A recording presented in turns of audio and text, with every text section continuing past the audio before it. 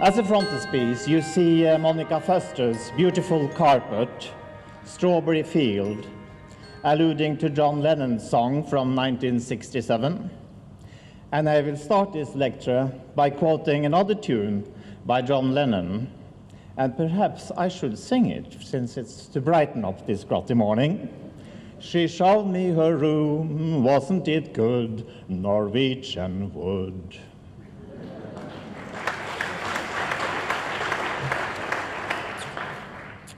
It could have been this chair, Scandia Senior, by the Norwegian Hans Brattrud, 1960, that they were thinking of, the Beatles. And in their popular song Norwegian Wood from 1965. And this Beatles tune confirms the international popularity of Scandinavian design at its peak in the 1960s.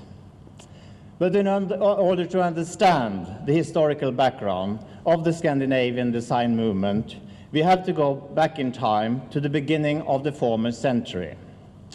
I quote, "In these remote countries, a powerful art movement is forcing its way into the general art development of Europe and will undoubtedly, ere long, claim greater public attention," wrote the London Studio magazine in 1901, reflecting on the Scandinavian representation at the Paris Expo Universelle in 1900.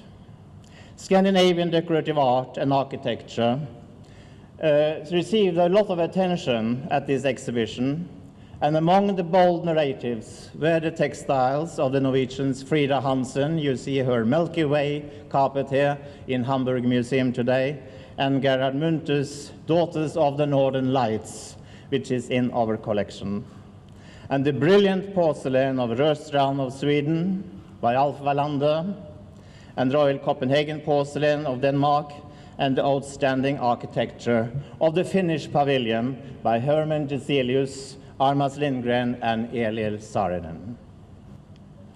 Regardless of the significance accorded by historians and critics to the work of the earlier period, many contemporary Scandinavian designers have also felt it as a burden, especially in Denmark, for instance, where the reproduction of old masters have been so extensive that younger designers found it difficult to make an impression. The shadows of their predecessors were too large and dominant. And therefore, R. Skovgaard made this ironic chair with a very long shade of Arne Jacobsen's 7 chair. And Dita Hammerström, her beautiful chair, the Speak chair, she wants to be heard as well. She wants to be seen and heard, not only the older and famous Danish designers. But to an even greater number of designers, it has imparted inspiration and self-assurance.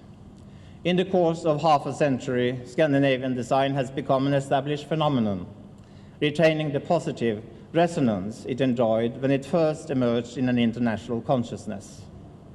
During the flowering of the first postmodernism in the 1980s, there was less focus on the concept.